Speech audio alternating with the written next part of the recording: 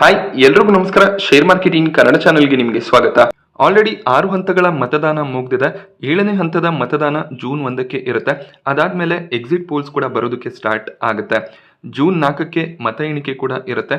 ಈ ಒಂದು ಸಂದರ್ಭದಲ್ಲಿ ಮಾರ್ಕೆಟ್ನಲ್ಲಿ ಸಾಕಷ್ಟು ವಾಲಟಾಲಿಟಿ ಎಕ್ಸ್ಪೆಕ್ಟೇಷನ್ ಇದೆ.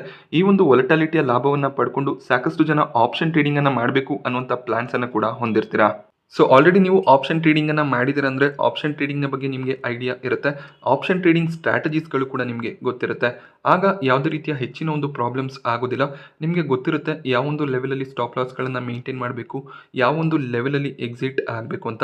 ಬಟ್ ಎಲೆಕ್ಷನ್ನ ಸಂದರ್ಭದಲ್ಲಿ ವಾಲಟಾಲಿಟಿ ಹೆಚ್ಚಾಗಿ ಇರೋದ್ರಿಂದ ಕೆಲವೊಂದಿಷ್ಟು ಫ್ಯಾಕ್ಟರ್ಗಳನ್ನು ಗಮನದಲ್ಲಿ ಇಟ್ಕೋಬೇಕಾಗುತ್ತೆ. ಆ ಫ್ಯಾಕ್ಟರ್ಗಳನ್ನು ಈ ಒಂದು ವಿಡಿಯೋದಲ್ಲಿ ನಾನು ನಿಮಗೆ ತಿಳಿಸ್ಕೊಡ್ತೀನಿ. ಹಾಗೆ ನೀವು ಪೊಸಿಷನನ್ನು ಸ್ಕ್ವೇರ್ ಆಫ್ ಯಾವಾಗ ಮಾಡ್ಕೋಬೇಕು ಅದು ಕೂಡ ತುಂಬಾ ಇಂಪಾರ್ಟೆಂಟ್ ಫ್ಯಾಕ್ಟರ್ ಆಗಿರುತ್ತೆ. ಸೊ ಈ ಒಂದು ವಿಡಿಯೋನ ನೀವು ಕಂಪ್ಲೀಟ್ ಆಗಿ ನೋಡಿದಾಗ ಎಲ್ಲ ಫ್ಯಾಕ್ಟರ್ಗಳು ನಿಮಗೆ ಅರ್ಥ ಆಗುತ್ತೆ. ಹಾಗೆ ಕಂಪ್ಲೀಟ್ ಆಗಿ ನಿಮಗೆ ಆಪ್ಷನ್ ಟ್ರೇಡಿಂಗ್ನ ಬಗ್ಗೆ ಐಡಿಯಾ ಬರುತ್ತೆ. ಸೊ ಸ್ಕಿಪ್ ಮಾಡದೆ ವಿಡಿಯೋನ ಕಂಪ್ಲೀಟ್ ಆಗಿ ನೋಡಿ, ಆಗ ನಿಮಗೆ ಕಂಪ್ಲೀಟ್ ಅಂಡರ್ಸ್ಟ್ಯಾಂಡಿಂಗ್ ಸಿಗುತ್ತೆ. ಹಾಗೆ ನೀವು ಆಪ್ಷನ್ ಟ್ರೇಡಿಂಗ್ಗೆ ಹೊಸಬರಾಗಿದ್ದು ಮೊದಲನೇ ಬಾರಿಗೆ ಆಪ್ಷನ್ ಟ್ರೇಡಿಂಗನ್ನು ಮಾಡ್ತಿದ್ದೀರಾ ಅಂದರೆ, ಅಥವಾ ಆಪ್ಷನ್ ಟ್ರೇಡಿಂಗ್ನ ಬಗ್ಗೆ ಕಡಿಮೆ ನಾಲೆಡ್ಜ್ ಇದೆ ಅಂದಾಗ, ಆಲ್ರೆಡಿ ಆಪ್ಷನ್ ಟ್ರೇಡಿಂಗ್ ಸೀರೀಸನ್ನು ನಾನು ಮಾಡಿದ್ದೀನಿ. ಅದರಲ್ಲಿ ಆಪ್ಷನ್ ಟ್ರೇಡಿಂಗ್ನ ಬೇಸಿಕ್ಸನ್ನು ತಿಳಿಸ್ಕೊಟ್ಟಿದ್ದೀನಿ. So call options, put options, in the money, out of the money, at the money, ಈ ಕಾನ್ಸೆಪ್ಟ್ಸ್ಗಳನ್ನು ನೀವು ತಿಳ್ಕೊಬೇಕಾಗುತ್ತೆ. ಹಾಗೆ ಪ್ರೀಮಿಯಂ ಡಿಕೆ ಯಾವ ರೀತಿಯಲ್ಲಿ ಆಗುತ್ತೆ ಅದನ್ನು ಕೂಡ ನೀವು ಅರ್ಥ ಮಾಡ್ಕೋಬೇಕಾಗುತ್ತೆ. ಸೊ ಆ ವಿಡಿಯೋ ಲಿಂಕನ್ನು ಡಿಸ್ಕ್ರಿಪ್ಷನ್ ಬಾಕ್ಸ್ ಹಾಗೆ ಐ ಬಟನಲ್ಲಿ ಕೊಟ್ಟಿರ್ತೀನಿ. ಮೊದಲು ಆ ಒಂದು ವಿಡಿಯೋನ ನೋಡಿ. ಆ ವಿಡಿಯೋ ನೋಡಿದಾಗ ನಿಮಗೆ ಆಪ್ಷನ್ ಟ್ರೇಡಿಂಗ್ನ ಬಗ್ಗೆ ಐಡಿಯಾ ಬರುತ್ತೆ. ಅದಾದಮೇಲೆ ನೀವು ಆಪ್ಷನ್ ಟ್ರೇಡಿಂಗ್ ಸ್ಟ್ರಾಟಜೀಸ್ಗಳನ್ನು ಬಿಲ್ಡ್ ಮಾಡ್ಕೋಬೋದಾಗುತ್ತೆ. ಬೇಸಿಕ್ ಆಪ್ಷನ್ ಟ್ರೇಡಿಂಗ್ನ ಬಗ್ಗೆ ಹೇಳಬೇಕು ಅಂದರೆ, ಆಪ್ಷನ್ಸ್ ಕಾಂಟ್ರಾಕ್ಟ್ಗಳನ್ನು ನೀವು ಬೈ ಮಾಡ್ಕೋಬೋದಾಗುತ್ತೆ. ಆಪ್ಷನ್ ಕಾಂಟ್ರಾಕ್ಟ್ಸ್ಗಳನ್ನು ನೀವು ಸೆಲ್ ಕೂಡ ಮಾಡ್ಬೋದಾಗುತ್ತೆ. ಆಪ್ಷನ್ ಕಾಂಟ್ರಾಕ್ಟ್ಸ್ಗಳು ನಿಫ್ಟಿ, ಬ್ಯಾಂಕ್ ನಿಫ್ಟಿ, ಫಿನಾನ್ಷಿಯಲ್ ನಿಫ್ಟಿನಲ್ಲಿ ಅವೈಲೇಬಲ್ ಇದೆ. ಹಾಗೆ ಇಂಡಿವಿಜುವಲ್ FNO ಸ್ಟಾಕ್ಗಳ ಆಪ್ಷನ್ಸ್ಗಳನ್ನು ನೀವು ಬೈ ಮತ್ತು ಸೆಲ್ ಕೂಡ ಮಾಡ್ಬೋದಾಗುತ್ತೆ. ಮೇಜರ್ ಆಗಿ ನೀವು ಕಾಲ್ ಆಪ್ಷನನ್ನು ಬೈ ಮಾಡ್ಕೋತೀರಾ ಅಂದಾಗ ಮಾರ್ಕೆಟ್ನಲ್ಲಿ ನೀವು ಪಾಸಿಟಿವ್ ಸೆಂಟಿಮೆಂಟನ್ನು ಹೊಂದಿದ್ದೀರಾ ಅನ್ನುವಂಥ ಒಂದು ಅರ್ಥ ಬರುತ್ತೆ. ನೀವು ಪುಟ್ ಆಪ್ಷನನ್ನು ಬೈ ಮಾಡ್ಕೊಂಡಾಗ ಮಾರ್ಕೆಟ್ನಲ್ಲಿ ನೀವು ಬಿಯರಿಶ್ ಆಗಿದ್ದೀರಾ ಅಂದರೆ ಕರೆಕ್ಷನನ್ನು ಎಕ್ಸ್ಪೆಕ್ಟ್ ಮಾಡ್ತಿದ್ದೀರಾ ಅನ್ನುವಂಥ ಒಂದು ಅರ್ಥ ಬರುತ್ತೆ. ಅದೇ ರೀತಿಯಲ್ಲಿ ನೀವು ಆಪ್ಷನನ್ನು ಸೆಲ್ ಮಾಡ್ತೀರಾ ಅಂದರೆ, ಪುಟ್ ಆಪ್ಷನನ್ನು ಸೆಲ್ ಮಾಡಿದ್ರೆ ನೀವು ಮಾರ್ಕೆಟ್ನಲ್ಲಿ ಪಾಸಿಟಿವ್ ಆಗಿ ಇದ್ದೀರಾ ಅನ್ನುವಂಥ ಒಂದು ಅರ್ಥ ಬರುತ್ತೆ. ಅದೇ ರೀತಿಯಲ್ಲಿ ನೀವು ಕಾಲ್ ಆಪ್ಷನನ್ನು ಸೆಲ್ ಮಾಡಿದ್ರೆ ಮಾರ್ಕೆಟ್ನಲ್ಲಿ ಒಂದು ಕರೆಕ್ಷನ್ ಬರುತ್ತೆ ಅನ್ನುವಂಥ ಒಂದು ಅರ್ಥ ಬರುತ್ತೆ. ಸೊ ಇದರ ಜೊತೆಯಲ್ಲಿ ಇನ್ the money, out of the money, at the ಮನಿ ಅನ್ನುವಂಥ ಕಾನ್ಸೆಪ್ಟ್ಸ್ ಕೂಡ ಇದೆ. ಸೊ ಎಲ್ಲ ಕಾನ್ಸೆಪ್ಟ್ಸನ್ನು ಈ ವಿಡಿಯೋದಲ್ಲಿ ಹೇಳಿದ್ರೆ ವಿಡಿಯೋ ಲೆಂತ್ ಸ್ವಲ್ಪ ಜಾಸ್ತಿ ಆಗುತ್ತೆ. ಆದ್ದರಿಂದ ಆಲ್ರೆಡಿ ನಾನು ಇದ್ರ ಬಗ್ಗೆ ವಿಡಿಯೋ ಮಾಡಿದ್ದೀನಿ. ಸೊ ಆ ವಿಡಿಯೋಸನ್ನು ನೋಡಿ ಅದಾದಮೇಲೆ ನೀವು ಈ ವಿಡಿಯೋನ ಕಂಟಿನ್ಯೂ ಮಾಡ್ಬೋದಾಗತ್ತೆ. ಸೊ ನಾನಿಲ್ಲಿ 2019ರ ನಿಫ್ಟಿ ಚಾರ್ಟನ್ನು ಓಪನ್ ಮಾಡಿದ್ದೀನಿ. ಸೊ 2019ರಲ್ಲಿ ಎಲೆಕ್ಷನ್ ರಿಸಲ್ಟ್ ಬಂದಾಗ ಮಾರ್ಕೆಟ್ ಯಾವ ರೀತಿಯಲ್ಲಿ ರಿಯಾಕ್ಟ್ ಆಗಿತ್ತು ಅಂತ ನಾವು ಅಬ್ಸರ್ವ್ ಮಾಡಿದಾಗ, ಎಲೆಕ್ಷನ್ ರಿಸಲ್ಟ್ನ ದಿನದಂದು ಮಾರ್ಕೆಟ್ನಲ್ಲಿ ಒಂದು ರೆಡ್ ಕ್ಯಾಂಡಲ್ನ ಫಾರ್ಮೇಷನ್ ನೋಡೋದಕ್ಕೆ ಸಿಕ್ಕಿದೆ. ಸೊ ನಿಫ್ಟಿ 11,850ರ ಅರೌಂಡ್ನಿಂದ ಒಳ್ಳೆ ಒಂದು ಪಾಸಿಟಿವ್ ಸೆಂಟಿಮೆಂಟನ್ನು ಕೊಟ್ಟಿತ್ತು. 12,000 ಲೆವೆಲ್ವರೆಗೂ ಹೋಗಿತ್ತು. ಹಾಗೆ ಒಂದು ಗ್ಯಾಪ್ ಅಪ್ ಓಪನಿಂಗ್ ಕೂಡ ಎಲೆಕ್ಷನ್ ರಿಸಲ್ಟ್ನ ದಿನದಂದು ನಮಗೆ ನೋಡೋದಕ್ಕೆ ಸಿಕ್ಕಿತ್ತು. But over all market negative ಆಗಿ ಕ್ಲೋಸ್ ಆಗಿದೆ. ಸೊ 2019ರ ಎಲೆಕ್ಷನ್ನ ಟೈಮ್ನಲ್ಲಿ ಕೂಡ ಎಕ್ಸಿಸ್ಟಿಂಗ್ ಗೌರ್ಮೆಂಟ್ ಪವರ್ಗೆ ಬರುತ್ತೆ ಅನ್ನುವಂಥ ಒಂದು ಕ್ಲಿಯರ್ ಮ್ಯಾಂಡೇಟ್ ಇತ್ತು. ಆಗ ಮಾರ್ಕೆಟ್ನಲ್ಲಿ ಪಾಸಿಟಿವ್ ಸೆಂಟಿಮೆಂಟ್ನ ಎಕ್ಸ್ಪೆಕ್ಟೇಷನ್ಸ್ ಕೂಡ ಇತ್ತು. ಬಟ್ ಮಾರ್ಕೆಟ್ ನೆಗೆಟಿವ್ ಆಗಿ ರಿಯಾಕ್ಟ್ ಮಾಡಿದೆ. 11,850ರ ಅರೌಂಡಲ್ಲಿ ಓಪನಿಂಗ್ ಆಗಿ 12,000 ಹೈಯನ್ನು ನಿಫ್ಟಿ ಟಚ್ ಮಾಡಿದರೂ ಕೂಡ ಆ ಒಂದು ಲೆವೆಲ್ನಿಂದ ಪ್ರಾಫಿಟ್ ಬುಕ್ಕಿಂಗ್ ಬಂದಿದೆ. 11,650ರ ಅರೌಂಡಲ್ಲಿ ನಿಫ್ಟಿ ಕ್ಲೋಸ್ ಆಗಿದೆ. ಸೊ ಇಲ್ಲಿ ನೀವು ಜೂನ್ 4ಕ್ಕೆ ಟ್ರೇಡಿಂಗನ್ನು ಮಾಡ್ತೀರಾ ಅಂದಾಗ ಈ ರೀತಿಯ ಫ್ಯಾಕ್ಟರ್ಗಳು ಮಾರ್ಕೆಟ್ನಲ್ಲಿ ಬರುವಂಥ ಚಾನ್ಸಸ್ ಇರುತ್ತೆ. ನೀವೊಂದು ಪಾಸಿಟಿವ್ ಸೆಂಟಿಮೆಂಟನ್ನು ಮಾರ್ಕೆಟ್ನಿಂದ ಎಕ್ಸ್ಪೆಕ್ಟ್ ಮಾಡ್ತಿರ್ತೀರ, ಬಟ್ ಮಾರ್ಕೆಟ್ ರಿವರ್ಸ್ ಆಗಿ ಟ್ರೇಡ್ ಆಗುವಂಥ ಚಾನ್ಸಸ್ ಇರುತ್ತೆ. ಎಸ್ಪೆಷಲಿ ನೀವು ಇಂಟ್ರಾಡೇ ಟ್ರೇಡಿಂಗನ್ನು ಮಾಡ್ತಿದ್ದೀರಾ ಅಂದಾಗ ಪ್ರಾಪರ್ ಸ್ಟಾಪ್ ಲಾಸ್ಗಳನ್ನು ಮೇಂಟೈನ್ ಮಾಡಬೇಕಾಗುತ್ತೆ. ಅಥವಾ ನಿಮ್ಮ ಸ್ಟ್ರಾಟಜಿಯನ್ನು ಮಾರ್ಕೆಟ್ ಯಾವುದೇ ಒಂದು ಡೈರೆಕ್ಷನಲ್ಲಿ ಹೋದರೂ ಕೂಡ ವರ್ಕ್ ಆಗೋ ರೀತಿಯಲ್ಲಿ ಬಿಲ್ಡ್ ಮಾಡ್ಕೋಬೇಕಾಗುತ್ತೆ. ಇದು ಮೊದಲನೇ ಇಂಪಾರ್ಟೆಂಟ್ ಫ್ಯಾಕ್ಟರ್ ಆಗಿರುತ್ತೆ. ಸೊ ಎಲೆಕ್ಷನ್ ರಿಸಲ್ಟ್ನ ನಂತರ ಮಾರ್ಕೆಟ್ನಲ್ಲಿ ಸ್ವಲ್ಪ ಪಾಸಿಟಿವ್ ಸೆಂಟಿಮೆಂಟೇ ನೋಡೋದಕ್ಕೆ ಸಿಕ್ಕಿದೆ. 12,000ವರೆಗೂ ನಿಫ್ಟಿ ಹೋಗಿ ಆ ಒಂದು ಲೆವೆಲ್ನಿಂದ ಸಾಕಷ್ಟು ಕರೆಕ್ಷನ್ ಕೂಡ ಮಾರ್ಕೆಟ್ನಲ್ಲಿ ಬಂದಿದೆ. ಬಟ್ ಇಲ್ಲಿ ಮಾರ್ಕೆಟ್ ಎಲೆಕ್ಷನ್ ರಿಸಲ್ಟ್ನ ದಿನದಂದು ಯಾಕೆ ಕರೆಕ್ಟ್ ಆಯಿತು ಅಂದರೆ, ಎಕ್ಸಿಟ್ ಪೋಲ್ ಬಂದಾಗೇನೆ ಮಾರ್ಕೆಟ್ನಲ್ಲಿ ಒಳ್ಳೆ ಒಂದು ಪಾಸಿಟಿವ್ ಸೆಂಟಿಮೆಂಟ್ ನೋಡೋದಕ್ಕೆ ಸಿಕ್ಕಿದೆ. 11,000 ಲೆವೆಲಲ್ಲಿ ಇದ್ದಂಥ ನಿಫ್ಟಿ ಒಳ್ಳೆ ಒಂದು ಪಾಸಿಟಿವ್ ಟ್ರೆಂಡನ್ನು ತೋರಿಸಿತ್ತು. 20 ಮೇಗೆ ಒಂದು ಗ್ಯಾಪ್ ಅಪ್ ಓಪನಿಂಗ್ ಕೂಡ ನಿಫ್ಟಿಯಲ್ಲಿ ನೋಡೋದಕ್ಕೆ ಸಿಕ್ಕಿತ್ತು. 11,000 ಲೆವೆಲಲ್ಲಿ ನಿಫ್ಟಿ ಇದ್ದಿದ್ದರಿಂದ 1000 ಪಾಯಿಂಟ್ಗಳ ರ್ಯಾಲಿ ಕೂಡ ಒಂದು ದೊಡ್ಡ ರ್ಯಾಲಿನೇ ಆಗಿರುತ್ತೆ. ಸೊ ಮಾರ್ಕೆಟ್ ರಿಸಲ್ಟ್ಗೂ ಮುಂಚೆನೆ ಒಳ್ಳೆ ಒಂದು ರ್ಯಾಲಿಯನ್ನು ಕೊಟ್ಟಿತ್ತು. ಹಾಗೆ ಮಾರ್ಕೆಟ್ಗೆ ಗೊತ್ತಿತ್ತು ಯಾವ ಒಂದು ಪಕ್ಷ ಅಧಿಕಾರಕ್ಕೆ ಬರ್ತಿದೆ ಅಂತ. ಆಗ ವಾಲಟಾಲಿಟಿ ಕೂಡ ಕಡಿಮೆ ಆಯಿತು. ಆದ್ದರಿಂದ ಎಲೆಕ್ಷನ್ ರಿಸಲ್ಟ್ನ ದಿನದಂದು ಒಂದು ಪ್ರಾಫಿಟ್ ಬುಕ್ಕಿಂಗ್ ಕೂಡ ಮಾರ್ಕೆಟ್ನಲ್ಲಿ ಬಂದಿದೆ. ಸೊ ಎರಡನೇ ಇಂಪಾರ್ಟೆಂಟ್ ಫ್ಯಾಕ್ಟರ್, ಯಾವಾಗ ನಮ್ಮ ಪೊಸಿಷನನ್ನು ಸ್ಕ್ವೇರ್ ಆಫ್ ಮಾಡ್ಕೋಬೇಕು ಅಂತ ಸಾಕಷ್ಟು ಜನ ಜೂನ್ 4ಕ್ಕೆ ಪೊಸಿಷನ್ಸ್ಗಳನ್ನು ಕ್ಲಿಯರ್ ಮಾಡುವಂಥ ಪ್ಲಾನ್ಸನ್ನು ಮಾಡಿರ್ತೀರ. ಬಟ್ ಇಲ್ಲಿ ಇಂಪಾರ್ಟೆಂಟ್ ಥಿಂಗ್ ಏನು ಅಂದರೆ, ಜೂನ್ 1ಕ್ಕೆ 7ನೇ ಹಂತದ ಮತದಾನ ಮುಗಿಯುತ್ತೆ. ಎಲೆಕ್ಷನ್ ಕಮಿಷನ್ ಒಂದು ರೂಲನ್ನು ತಂದಿದ್ರು, ಮೀಡಿಯಾಗಳು ಯಾವುದೇ ರೀತಿಯಲ್ಲಿ ಕೊನೆ ಹಂತದ ಮತದಾನ ಆಗೋವರೆಗೂ ಕೂಡ ಎಕ್ಸಿಟ್ ಪೋಲ್ಗಳನ್ನು ಕಂಡಕ್ಟ್ ಮಾಡಬಾರ್ದು ಅಂತ. ಜೂನ್ 1ರ 6:30 ನಂತರ ಎಕ್ಸಿಟ್ ಪೋಲ್ಸ್ ಬರೋದಕ್ಕೆ ಸ್ಟಾರ್ಟ್ ಆಗುತ್ತೆ.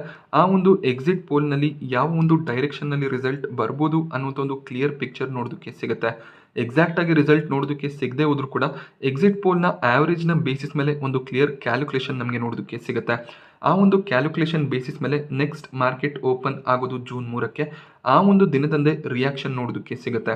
ಜೂನ್ 3ಕ್ಕೇನೆ ಮಾರ್ಕೆಟ್ ನಿಮ್ಮ ಒಂದು ಸ್ಟ್ರಾಟಜಿಯ ಪ್ರಕಾರನೇ ವರ್ಕ್ ಆಗ್ತಿದೆ ಅನ್ನಿಸ್ದಾಗ ಜೂನ್ 3ಕ್ಕೇನೆ ಪ್ರಾಫಿಟ್ಗಳನ್ನು ಬುಕ್ ಮಾಡ್ಕೊಳ್ಳೋದು ಒಳ್ಳೆಯದು. ಯಾಕೆಂದರೆ ಜೂನ್ 4ಕ್ಕೆ ವೊಲಟಾಲಿಟಿ ಸ್ವಲ್ಪ ಕಡಿಮೆ ಆಗುವಂಥ ಚಾನ್ಸಸ್ ಇರುತ್ತೆ. ಹಾಗೆ ಈ ವೊಲಟಾಲಿಟಿ ಯಾವ ರೀತಿಯಲ್ಲಿ ಇಂಪ್ಯಾಕ್ಟ್ ಆಗ್ಬೋದು ಅದನ್ನು ನಾನು ಮುಂದೆ ನಿಮಗೆ ತಿಳಿಸ್ಕೊಡ್ತೀನಿ. ಬಟ್ ಎರಡನೇ ಫ್ಯಾಕ್ಟರ್ ತುಂಬಾ ಇಂಪಾರ್ಟೆಂಟ್ ಆಗಿರೋದು, ಜೂನ್ 3ಕ್ಕೆ ಅಥವಾ ಜೂನ್ 4ರ ಬೆಳಿಗ್ಗೆನೆ ನಿಮಗೆ ಯಾವ ರೀತಿಯ ಒಂದು ಡೈರೆಕ್ಷನ್ ನೋಡೋದಕ್ಕೆ ಸಿಗ್ತದೆ ಅದರ ಬೇಸಿಸ್ ಮೇಲೆನೆ ಪ್ರಾಫಿಟ್ ಬುಕ್ ಮಾಡ್ಕೊಳ್ಳೋದು ಒಳ್ಳೆಯದು. ಜೂನ್ 4ಕ್ಕೆ ಮಾರ್ಕೆಟ್ ನಿಮ್ಮ ಒಂದು ಟ್ರೇಡ್ನ ಡೈರೆಕ್ಷನಲ್ಲೇ ಹೋದರೂ ಕೂಡ ವೊಲಟಾಲಿಟಿ ಸಾಕಷ್ಟು ಕಡಿಮೆ ಆಗುತ್ತೆ. ಅದರಿಂದ ನಿಮ್ಮ ಪ್ರಾಫಿಟ್ನ ಮೇಲೆ ಇಂಪ್ಯಾಕ್ಟ್ ಬರುವಂಥ ಚಾನ್ಸಸ್ಗಳು ಕೂಡ ಇರುತ್ತೆ. ಸೊ ಕ್ಲಿಯರ್ ಆಗಿ ನೀವು ಸ್ಟ್ರಾಟಜಿಯನ್ನು ಮಾಡ್ಕೋಬೇಕಾಗುತ್ತೆ. ಹಾಗೆ ಪ್ರಾಫಿಟ್ಗಳು ಇದ್ದಾಗ ಪ್ರಾಫಿಟ್ಗಳನ್ನು ಬುಕ್ ಮಾಡ್ಕೋಬೇಕಾಗುತ್ತೆ. ಹಾಗೆ ಆಪ್ಷನ್ ಟ್ರೇಡಿಂಗ್ ಮಾಡ್ತೀರಾ ಅಂದಾಗ ಸೆನ್ಸಿಬಲ್ನಂಥ ಪ್ಲಾಟ್ಫಾರ್ಮ್ಗಳನ್ನು ಯೂಸ್ ಮಾಡಿ. ಹಾಗೆ ನೀವು ಆಪ್ಸ್ಟ್ರಾ ಪ್ಲಾಟ್ಫಾರ್ಮನ್ನು ಕೂಡ ಯೂಸ್ ಮಾಡ್ಬೋದಾಗುತ್ತೆ. ಇಲ್ಲಿ ಸ್ಟ್ರಾಟಜಿ ಬಿಲ್ಡರ್ಗಳು ಅವೈಲೇಬಲ್ ಇರುತ್ತೆ. ಇಲ್ಲಿ Nifty, bank Nifty, financial Nifty ಯಾವುದೇ ಒಂದು ಆಪ್ಷನ್ ಟ್ರೇಡಿಂಗ್ ಮಾಡ್ತೀರಾ ಅಂದರೂ ಕೂಡ ಕಾಂಟ್ಯಾಕ್ಟ್ಸ್ಗಳನ್ನು ನೀವು ಸೆಲೆಕ್ಟ್ ಮಾಡಿ ಆಪ್ಷನ್ ಟ್ರೇಡಿಂಗ್ನ ಬಗ್ಗೆ ಐಡಿಯಾ ಪಡ್ಕೋಬೋದಾಗುತ್ತೆ. ಹಾಗೆ ಕಂಪ್ಲೀಟ್ ಇನ್ಫಾರ್ಮೇಷನ್ಸ್ಗಳು ಕೂಡ ಈ ಪ್ಲಾಟ್ಫಾರ್ಮ್ನಲ್ಲಿ ಇರುತ್ತೆ. ಇಲ್ಲಿ ಕೆಲವೊಂದಿಷ್ಟು ಇನ್ಬಿಲ್ಡ್ ಸ್ಟ್ರಾಟಜಿಗಳು ಕೂಡ ಇರುತ್ತೆ. ಬುಲಿಶ್ ಬಿಯರಿಶ್ ಸೆಂಟಿಮೆಂಟ್ನ ಮೇಲೆ ಸ್ಟ್ರಾಟಜಿಗಳನ್ನು ಸೆಲೆಕ್ಟ್ ಮಾಡ್ಬೋದು. ಹಾಗೆ ನೀವು ಪ್ರತಿಯೊಂದು ಎಕ್ಸ್ಪೈರಿಯ ಕಾಂಟ್ರಾಕ್ಟ್ಸ್ಗಳನ್ನು ಚೆಕ್ ಮಾಡ್ಬೋದಾಗುತ್ತೆ. ಯಾವ ರೀತಿಯಲ್ಲಿ ಕಾಂಟ್ರಾಕ್ಟ್ ಪ್ರೀಮಿಯಮ್ಸ್ ನಮಗೆ ನೋಡೋದಕ್ಕೆ ಸಿಗ್ತದೆ ಅದನ್ನು ಚೆಕ್ ಮಾಡ್ಬೋದು. ಹಾಗೆ ಎಲೆಕ್ಷನ್ ಟ್ರೇಡಿಂಗ್ ಮಾಡ್ತೀರಾ ಅಂದಾಗ 6 ಜೂನ್ನ ನಿಫ್ಟಿ ಎಕ್ಸ್ಪೈರಿ ಒಂದು ಸೂಟೇಬಲ್ ಎಕ್ಸ್ಪೈರಿ ಆಗಿರುತ್ತೆ. ಇಲ್ಲಿ IB ಅನ್ನು ಅಬ್ಸರ್ವ್ ಮಾಡಿ, ಇದು ಮೂರನೇ ಇಂಪಾರ್ಟೆಂಟ್ ಫ್ಯಾಕ್ಟರ್ ಆಗಿರುತ್ತೆ. ಇಂಪ್ಲೈಡ್ ವೊಲಟಾಲಿಟಿ 28ರ IB ನಿಮಗೆ ನೋಡೋದಕ್ಕೆ ಸಿಗ್ತದೆ. ಹಾಗೆ ನಿಫ್ಟಿಯ ಲಾಟ್ ಸೈಜ್ 25 ಆಗಿರುತ್ತೆ. ಸೊ ಈ IB ತುಂಬಾ ಇಂಪಾರ್ಟೆಂಟ್ ಆಗುತ್ತೆ. ಸೊ ಮೇ 30ರ ಎಕ್ಸ್ಪೈರಿಯನ್ನು ನೀವು ಅಬ್ಸರ್ವ್ ಮಾಡಿದಾಗ IB ನಿಮಗೆ 18ರ ಅರೌಂಡಲ್ಲಿ ನೋಡೋದಕ್ಕೆ ಸಿಗುತ್ತೆ. ಸೊ ಈ ಒಂದು IB ತುಂಬಾ ಇಂಪಾರ್ಟೆಂಟ್ ಆಗುತ್ತೆ. ಇದು ಮೂರನೇ ಇಂಪಾರ್ಟೆಂಟ್ ಪಾಯಿಂಟ್ ಆಗಿದೆ. ಸೊ ಇದನ್ನು ನೀವು ಗಮನದಲ್ಲಿ ಇಟ್ಕೋಬೇಕಾಗುತ್ತೆ. ಸೊ ಇಲ್ಲಿ ಮೇ 30ರ ಕಾಂಟ್ರಾಕ್ಟ್ನ ಬಗ್ಗೆ ಮೊದಲು ನಾನು ನಿಮಗೆ ಎಕ್ಸ್ಪ್ಲೈನ್ ಮಾಡ್ತೀನಿ. 23ರ ಸ್ಟ್ರೈಕ್ ಪ್ರೈಸ್ನಲ್ಲಿ ಒಂದು ಕಾಲ್ ಆಪ್ಷನ್, ಇನ್ ದ ಮನಿ ಕಾಲ್ ಆಪ್ಷನನ್ನು ನಾವು ಬೈ ಮಾಡಬೇಕು ಅಂದರೆ 163ರ ಪ್ರೀಮಿಯಂ ನಮಗೆ ಆಗುತ್ತೆ. ಸೊ 163ರ ಪ್ರೀಮಿಯಂನಲ್ಲಿ IB ಅಬ್ಸರ್ವ್ ಮಾಡಿ 16 ನಮಗೆ ನೋಡೋದಕ್ಕೆ ಸಿಗ್ತದೆ.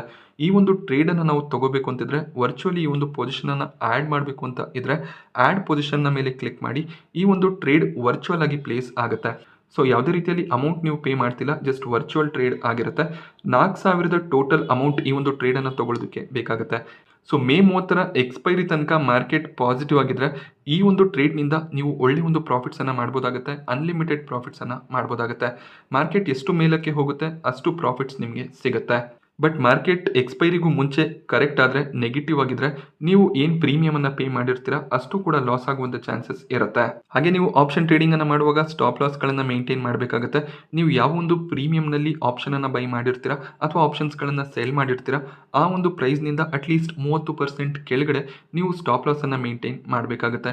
ಎಕ್ಸಾಂಪಲ್ಗೆ ಹೇಳಬೇಕು ಅಂದರೆ ಪ್ರೀಮಿಯಂ ನೀವು 100 ರೂಪಾಯಿ ಪೇ ಮಾಡಿದರೆ ಸೊ 70 ಅಥವಾ 65ರ ಪ್ರೈಸ್ನಲ್ಲಿ ನೀವು ಸ್ಟಾಪ್ ಲಾಸ್ಗಳನ್ನು ಮೇಂಟೈನ್ ಮಾಡಬೇಕಾಗುತ್ತೆ. ಇಲ್ಲ ಅಂದರೆ ಕಂಪ್ಲೀಟ್ ಲಾಸ್ ಆಗುವಂಥ ಚಾನ್ಸಸ್ ಇರುತ್ತೆ.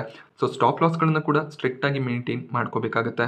ಸೊ ಮಾರ್ಕೆಟ್ನಲ್ಲಿ ಬುಲಿಶ್ ಆಗಿದ್ರೆ ನೀವು ಈ ರೀತಿಯ ಒಂದು ಟ್ರೇಡನ್ನು ತಗೋತೀರಾ, ಕಾಲ್ ಆಪ್ಷನ್ಗಳನ್ನು ಬೈ ಮಾಡ್ತೀರಾ. ಅದೇ ನೀವು ಮಾರ್ಕೆಟ್ನಲ್ಲಿ ನೆಗೆಟಿವ್ ಆಗಿದ್ರೆ ನೀವು ಪುಟ್ ಆಪ್ಷನನ್ನು ಬೈ ಮಾಡ್ತೀರಾ. ಮಾರ್ಕೆಟ್ನಲ್ಲಿ ನೆಗೆಟಿವಿಟಿ ಇದ್ದರೆ ನೀವು ಒಳ್ಳೆ ಒಂದು ಪ್ರಾಫಿಟ್ಸನ್ನು ಮಾಡ್ತೀರಾ. ಸೊ ಕಾಲ್ಗೆ ಅಗೇನ್ಸ್ಟ್ ಆಗಿ ಪುಟ್ ಇರುತ್ತೆ. ಮಾರ್ಕೆಟ್ ಪಾಸಿಟಿವ್ ಆಗಿದ್ದರೆ ನೀವು ಲಾಸನ್ನು ಮಾಡ್ಕೋತೀರಾ. ಸೊ ಈ ಒಂದು ಕಾನ್ಸೆಪ್ಟ್ ನಿಮಗೆ ಕ್ಲಿಯರ್ ಆಗಿರುತ್ತೆ. ಇಲ್ಲೂ ಕೂಡ ಅಷ್ಟೇ 3,629ರ ಪ್ರೀಮಿಯಂ ಬೇಕಾಗುತ್ತೆ. ನೀವು ಸ್ಟಾಪ್ ಲಾಸ್ ಮೇಂಟೈನ್ ಮಾಡಿಲ್ಲ ಅಂದರೆ ಅಷ್ಟು ಕೂಡ ಲಾಸ್ ಆಗುವಂಥ ಚಾನ್ಸಸ್ ಇದೆ. ಸೊ ಮಾರ್ಕೆಟ್ ನೆಗೆಟಿವ್ ಆಗಿದ್ರೆ ಅನ್ಲಿಮಿಟೆಡ್ ಪ್ರಾಫಿಟ್ ನಿಮಗೆ ಸಿಗುತ್ತೆ. ಸೊ ಯೂಶಲಿ ಈ ರೀತಿಯಲ್ಲಿ ಮಾಡೋದಕ್ಕೆ ಹೋಗಬೇಡಿ. ನೀವು ಆಪ್ಷನ್ ಟ್ರೇಡಿಂಗ್ಗೆ ಹೊಸಬರಾಗಿದ್ದರೆ ಮಾರ್ಕೆಟ್ನಲ್ಲಿ ಪಾಸಿಟಿವ್ ಸೆಂಟಿಮೆಂಟ್ ಇರುತ್ತೆ ಅಂತ ನೀವು ಕಾಲ್ ಆಪ್ಷನನ್ನು ಬೈ ಮಾಡಿಕೊಂಡು ಹೋಲ್ಡ್ ಮಾಡ್ತಿರ್ತೀರಾ. ಬಟ್ ಮಾರ್ಕೆಟ್ನಲ್ಲಿ ನೆಗೆಟಿವಿಟಿ ಇದ್ದರೆ ನಿಮ್ಮ ಪ್ರೀಮಿಯಂ ಕಂಪ್ಲೀಟಾಗಿ ಲಾಸ್ ಆಗುವಂಥ ಚಾನ್ಸಸ್ ಇರುತ್ತೆ. ಹಾಗೆ ಇಲ್ಲಿ ನಾನು ಕೇವಲ ಒಂದು ಲಾಟ್ಗೆ ತಿಳಿಸ್ತಾ ಇದ್ದೀನಿ. ಸೊ ನೀವು ಹೆಚ್ಚಿನ ಒಂದು ಪ್ರಾಫಿಟ್ಸ್ ಬೇಕು ಅಂತ ಹೆಚ್ಚಿನ ಲಾಟ್ಗಳನ್ನು ಬೈ ಮಾಡ್ತಾ ಹೋದರೆ ಲಾಸ್ ಕೂಡ ಇನ್ಕ್ರೀಸ್ ಆಗುವಂಥ ಚಾನ್ಸಸ್ ಇರುತ್ತೆ. ಅದೇ ಒಂದು ರೀಸನ್ನಿಂದ ಸ್ಟ್ರಾಟಜಿ ತುಂಬಾ ಇಂಪಾರ್ಟೆಂಟ್ ಆಗುತ್ತೆ. ಸೊ 30 ಮೇ ಆಪ್ಷನ್ ಪ್ರೈಸನ್ನು ನೀವು ಅಬ್ಸರ್ವ್ ಮಾಡಿ. ಅದು ಪುಟ್ ಆಪ್ಷನ್ ಆಗಿರ್ಬೋದು, ಕಾಲ್ ಆಪ್ಷನ್ ಆಗಿರ್ಬೋದು, ತುಂಬಾ ಕಡಿಮೆ ನಿಮಗೆ ನೋಡೋದಕ್ಕೆ ಸಿಗುತ್ತೆ. ಅದೇ ನೀವು 6 ಜೂನ್ನ ಕಾಂಟ್ರಾಕ್ಟ್ಸನ್ನು ಸೆಲೆಕ್ಟ್ ಮಾಡಿಕೊಂಡಾಗ ಅಥವಾ ಜೂನ್ ಎಕ್ಸ್ಪೈರಿಯನ್ನು ಸೆಲೆಕ್ಟ್ ಮಾಡಿಕೊಂಡಾಗ ಸೇಮ್ ಸ್ಟ್ರೈಕ್ ಪ್ರೈಸ್ 23,000 ಸ್ಟ್ರೈಕ್ ಪ್ರೈಸ್ನಲ್ಲಿ ನಿಮಗೆ ಕಾಲ್ ಮತ್ತು ಪುಟ್ ಆಪ್ಷನ್ 440ರಿಂದ 450 ನೋಡೋದಕ್ಕೆ ಸಿಗ್ತದೆ. ಇದಕ್ಕೆ ರೀಸನ್ IV ಒಂದು ಹೈಯೆಸ್ಟ್ ಇಂಪ್ಲೈಡ್ ವಾಲಟಾಲಿಟಿ ಇರೋದ್ರಿಂದ ನಮಗೆ ತುಂಬ ಹೆಚ್ಚಿನ ಒಂದು ಪ್ರೈಸ್ ನೋಡೋದಕ್ಕೆ ಸಿಗ್ತದೆ. ಪೊಸಿಷನನ್ನು ಆ್ಯಡ್ ಮಾಡಿಕೊಂಡಾಗ ಆಗಲೇ 4,000 ರೂಪಾಯಿದ ರಿಕ್ವೈರ್ಮೆಂಟ್ ಸೇಮ್ ಸ್ಟ್ರೈಕ್ ಪ್ರೈಸ್ಗೆ ಇತ್ತು, ಈಗ ಅದು 11,000 ಆಗಿದೆ. ಸೊ ಈವೆಂಟ್ ಇರೋದ್ರಿಂದ ಪ್ರೀಮಿಯಂ ಕೂಡ ಇನ್ಕ್ರೀಸ್ ಆಗಿದೆ. ಸೊ ಯಾವುದೇ ಒಂದು ಜೂನ್ ಎಕ್ಸ್ಪೈರಿಯನ್ನು ತೊಗೊಂಡ್ರೂ ಕೂಡ ನಿಮಗೆ IV ಹೆಚ್ಚಾಗಿ ಕಾಣಿಸುತ್ತೆ. ಹಾಗೆ ಜೂನ್ 4ಕ್ಕೆ ಮಾರ್ಕೆಟ್ಗೆ ಒಂದು ಕ್ಲಿಯರ್ ಡೈರೆಕ್ಷನ್ ಸಿಕ್ಕಿದಾಗ ಈ ಒಂದು IV ಫಾಲ್ ಆಗುವಂಥ ಚಾನ್ಸಸ್ ಹೆಚ್ಚಾಗಿರುತ್ತೆ. ಸೊ ಇದೇ ರೀತಿಯಲ್ಲಿ ಆಗುತ್ತೆ ಅಂತ ಪ್ರಿಡಿಕ್ಟ್ ಮಾಡೋದಕ್ಕೆ ಸಾಧ್ಯ ಆಗೋದಿಲ್ಲ. ಬಟ್ ಸ್ಟಿಲ್ ಈ ಒಂದು IV ಏನಾದರೂ ಫಾಲ್ ಆದರೆ ನೀವೇನು ಆಪ್ಷನ್ ಪ್ರೈಸ್ ಪೇ ಮಾಡಿರ್ತೀರ ಆ ಒಂದು ಪ್ರೈಸ್ ಕೂಡ ಸ್ಲೋ ಆಗಿ ಮೂವ್ ಆಗೋದಕ್ಕೆ ಸ್ಟಾರ್ಟ್ ಆಗುತ್ತೆ. ಮಾರ್ಕೆಟ್ನಲ್ಲಿ ತುಂಬಾ ವಾಲಟಾಲಿಟಿ ಇದ್ದಾಗ ಈ ಒಂದು ಆಪ್ಷನ್ ಪ್ರೈಸ್ ತುಂಬ ಹೆಚ್ಚಾಗಿ ಜಂಪ್ ಆಗ್ತಿರುತ್ತೆ. ಹಾಗೆ ನಿಮಗೆ ಪ್ರಾಫಿಟ್ಸ್ ಕೂಡ ಹೆಚ್ಚಾಗಿ ಕಾಣಿಸುತ್ತೆ. IV ಫಾಲ್ ಆದಾಗ ಪ್ರೀಮಿಯಂನಲ್ಲಿ ಅಷ್ಟೊಂದು ಮೊಮೆಂಟಮ್ ಕೂಡ ಇರೋದಿಲ್ಲ. ಹಾಗೆ DK ಕಾನ್ಸೆಪ್ಟ್ ಕೂಡ ಇರೋದ್ರಿಂದ ಪ್ರೀಮಿಯಂ ಸ್ಲೋ ಆಗಿ ಫಾಲ್ ಆಗೋದಕ್ಕೆ ಸ್ಟಾರ್ಟ್ ಆಗುತ್ತೆ. ಈ ಎಲ್ಲ ವಿಷಯವನ್ನ ಗಮನದಲ್ಲಿ ಇಟ್ಕೋಬೇಕಾಗತ್ತೆ. ಸೊ ಇದೇ ರೀತಿಯಲ್ಲಿ ಆಗುತ್ತೆ ಅಂತ ಪ್ರಿಡಿಕ್ಟ್ ಮಾಡೋದಕ್ಕೆ ಸಾಧ್ಯ ಆಗೋದಿಲ್ಲ. ಬಟ್ ಈ ಒಂದು ಇಂಪ್ಲೈಡ್ ವಾಲಟಾಲಿಟಿಯನ್ನು ಕೂಡ ನೀವು ಗಮನದಲ್ಲಿ ಇಟ್ಕೋಬೇಕಾಗತ್ತೆ. ಸೊ ಟ್ರೇಡ್ ನಿಮ್ಮ ಒಂದು ಡೈರೆಕ್ಷನ್ ಅಲ್ಲಿ ಹೋಗ್ತಿದ್ರು ಕೂಡ ಹೆಚ್ಚಿನ ಒಂದು ಪ್ರಾಫಿಟ್ಸ್ ನಿಮಗೆ ನೋಡೋದಕ್ಕೆ ಸಿಗೋದಿಲ್ಲ. ಯಾಕೆಂದ್ರೆ ನಿಮ್ಮ ಆಪ್ಷನ್ ಪ್ರೈಸ್ ತುಂಬಾ ಹೆಚ್ಚಾಗಿ ಜಂಪ್ ಆಗೋದಿಲ್ಲ. ಅದೇ ಒಂದು ರೀಸನ್ ನಿಂದ ಈವೆಂಟ್ಗೂ ಮೊದಲೇ ನಾವು ನಮ್ಮ ಪ್ರಾಫಿಟ್ಸ್ ಗಳನ್ನ ತಗೋಬೇಕಾಗುತ್ತೆ. ಜಸ್ಟ್ ಇಲ್ಲಿ ಒಂದು ಲಾಟ್ನ ಬಗ್ಗೆ ನಾನು ನಿಮಗೆ ಹೇಳ್ತಾ ಇದ್ದೀನಿ. ನೀವು 5-6 ಲಾಟ್ಗಳಲ್ಲಿ ಟ್ರೇಡ್ ಮಾಡ್ತೀರಾ ಅಂದಾಗ ನಿಮ್ಮ ರಿಕ್ವೈರ್ಡ್ ಪ್ರೀಮಿಯಂ ಅಮೌಂಟ್ ಏನಿದೆ ಅದು ಕೂಡ ತುಂಬಾನೇ ಜಾಸ್ತಿ ಇರುತ್ತೆ. ಆದ್ರಿಂದ ಹೆಚ್ಚಿನ ಒಂದು ಪ್ರೀಮಿಯಂ ಅನ್ನು ನೀವು ಪೇ ಮಾಡಬೇಕಾಗಿರುತ್ತೆ. ಸೊ ಈವೆಂಟ್ ಸಂದರ್ಭದಲ್ಲಿ ಈ ರೀತಿಯ ಒಂದು ಸಿಚುವೇಶನ್ ಮಾರ್ಕೆಟ್ ನಲ್ಲಿ ಇರುತ್ತೆ. ಹಾಗೆ ಮಾರ್ಕೆಟ್ ಪಾಸಿಟಿವ್ ಆಗಿ ಇರುತ್ತೆ ಅನ್ನುವಂಥ ಒಂದು ಒನ್ ಡೈರೆಕ್ಷನಲ್ ಟ್ರೇಡ್ ಅನ್ನು ನೀವು ತಗೊಂಡಾಗ ಎಕ್ಸ್ಪೈರಿಗೂ ಮುಂಚೆನೆ ಮಾರ್ಕೆಟ್ ನಲ್ಲಿ ತುಂಬಾನೇ ವೀಕ್ನೆಸ್ ಬಂದಾಗ either ನಿಮ್ಮ ಸ್ಟಾಪ್ ಲಾಸ್ ಹಿಟ್ ಆಗುತ್ತೆ ಅಥವಾ ನೀವೇನು ಟೋಟಲ್ ಪ್ರೀಮಿಯಂ ಅನ್ನ ಪೇ ಮಾಡಿರ್ತೀರಾ ಅದು ತುಂಬಾನೇ ಫಾಲ್ ಆಗುತ್ತೆ. ಆಗ ನಿಮಗೆ ಭಯ ಆಗೋದಕ್ಕೆ ಸ್ಟಾರ್ಟ್ ಆಗುತ್ತೆ. ಇಲ್ಲೇ ಎಕ್ಸಿಟ್ ಆಗೋಗೋಣ ಅಂತ ನೀವು ಎಕ್ಸಿಟ್ ಕೂಡ ಆಗೋಗ್ತೀರಾ. ಆದ್ರಿಂದ ಒನ್ ಡೈರೆಕ್ಷನಲ್ ಟ್ರೇಡ್ ಅನ್ನ ಅವಾಯ್ಡ್ ಮಾಡಬೇಕಾಗತ್ತೆ. ನೀವು ನಿಮ್ಮ ಪೊಸಿಷನ್ ಅನ್ನ ಹೆಡ್ಜ್ ಮಾಡ್ಕೋಬೇಕಾಗತ್ತೆ. ಸೊ ನಾವಿಲ್ಲಿ ಒಳ್ಳೆ ಒಂದು ಸ್ಟ್ರಾಟಜಿಯನ್ನು ಬಿಲ್ಡ್ ಮಾಡಬೇಕಾಗುತ್ತೆ. ನಾನು ಸೆನ್ಸಿಬಲ್ ಪ್ಲಾಟ್ಫಾರ್ಮನ್ನು ಯೂಸ್ ಮಾಡ್ತಾ ಇದ್ದೀನಿ. ಈ ಒಂದು ಪ್ಲಾಟ್ಫಾರ್ಮನ್ನು ನೀವು ನಿಮ್ಮ ಡಿಮ್ಯಾಟ್ ಅಕೌಂಟ್ನೊಂದಿಗೆ ಲಿಂಕ್ ಮಾಡ್ಕೋಬೋದಾಗುತ್ತೆ. ಹಾಗೆ ಸೆನ್ಸಿಬಲ್ ಒಂದು ಫ್ರೀ ಪ್ಲಾಟ್ಫಾರ್ಮ್ ಆಗಿರುತ್ತೆ.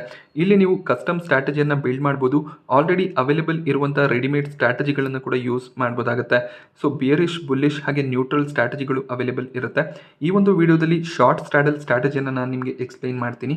ಹಾಗೆ ಬಹಳಷ್ಟು ಸ್ಟ್ರಾಟಜೀಸ್ ಅವೈಲೇಬಲ್ ಇರುತ್ತೆ. ಈ ಸ್ಟ್ರಾಟಜಿಗಳನ್ನು ನೀವು ಕೂಡ ಟ್ರೈ ಮಾಡಬಹುದಾಗುತ್ತೆ. ಶಾರ್ಟ್ ಸ್ಟ್ರಾಡಲ್ನ ಮೇಲೆ ಕ್ಲಿಕ್ ಮಾಡಿದಾಗ ಒಂದು ಸ್ಟ್ರಾಟಜಿ ಕ್ರಿಯೇಟ್ ಆಗುತ್ತೆ. ಇಲ್ಲಿ 23,000 ನಿಫ್ಟಿ ಸ್ಟ್ರೈಕ್ ಪ್ರೈಸ್ನಲ್ಲಿ ಕಾಲ್ ಮತ್ತು ಪುಟ್ ಆಪ್ಷನ್ ಅನ್ನು ಸೆಲ್ ಮಾಡಿದರೆ ನಾವು 6 ಜೂನ್ನ ಎಕ್ಸ್ಪೈರಿಯನ್ನು ಸೆಲೆಕ್ಟ್ ಮಾಡ್ಕೋಬೇಕಾಗುತ್ತೆ. ಸೊ ಈ ಒಂದು ಸ್ಟ್ರಾಟಜಿಯ ಹೆಸರು ಶಾರ್ಟ್ ಸ್ಟ್ರಾಡಲ್. ಶಾರ್ಟ್ ಸ್ಟ್ರಾಡಲ್ ಅಂದಾಗ ನೀವು ಆಪ್ಷನ್ ಸೆಲ್ಲಿಂಗ್ ಅನ್ನು ಮಾಡ್ತೀರಾ. ಇಲ್ಲಿ ಪುಟ್ ಆಪ್ಷನ್ ಕೂಡ ಸೆಲ್ ಆಗಿದೆ, ಕಾಲ್ ಆಪ್ಷನ್ ಕೂಡ ಸೆಲ್ ಆಗಿದೆ.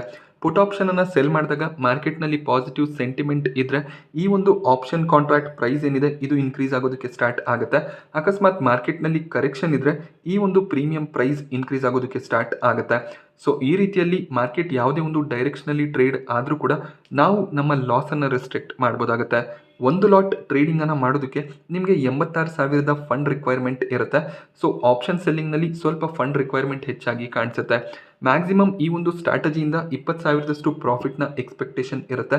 ಸೊ ಯಾವ ಒಂದು ಕಂಡೀಷನ್ನಲ್ಲಿ ಪ್ರಾಫಿಟ್ ಎಷ್ಟಾಗುತ್ತೆ ಅದನ್ನು ಕೂಡ ನಾನು ನಿಮಗೆ ಎಕ್ಸ್ಪ್ಲೈನ್ ಮಾಡ್ತೀನಿ. ಹಾಗೆ ಇಲ್ಲಿ ಅನ್ಲಿಮಿಟೆಡ್ ಲಾಸ್ ನೋಡೋದಕ್ಕೆ ಸಿಗ್ತದೆ. ಬಟ್ ಈ ಒಂದು ಲಾಸನ್ನು ನೀವು ಸ್ಟಾಪ್ ಲಾಸ್ ಮೇಂಟೈನ್ ಮಾಡಿ ಕವರ್ ಮಾಡ್ಕೋಬೋದಾಗುತ್ತೆ. ಸೊ ಪೇ ಆಫ್ ಗ್ರಾಫನ್ನು ಅಬ್ಸರ್ವ್ ಮಾಡಿ. ಎಕ್ಸ್ಪೈರಿ ಜೂನ್ 6ರಂದು ಮಾರ್ಕೆಟ್ ಏನಾದರೂ 23,000 ಲೆವೆಲಲ್ಲೇ ಇದ್ರೆ ನಾವು ಒಳ್ಳೆ ಒಂದು ಪ್ರಾಫಿಟ್ಸನ್ನು ಮಾಡ್ಬೋದಾಗುತ್ತೆ. ಮ್ಯಾಕ್ಸಿಮಮ್ ಪ್ರಾಫಿಟ್ಸನ್ನು ಮಾಡ್ಬೋದಾಗುತ್ತೆ. ಅಕಸ್ಮಾತ್ ಮಾರ್ಕೆಟ್ ಯಾವುದೇ ಒಂದು ಡೈರೆಕ್ಷನಲ್ಲಿ ಟ್ರೇಡ್ ಆದರೂ ಕೂಡ ನಮ್ಮ ಲಾಸ್ ಕೂಡ ರೆಸ್ಟ್ರಿಕ್ಟೆಡ್ ಇರುತ್ತೆ.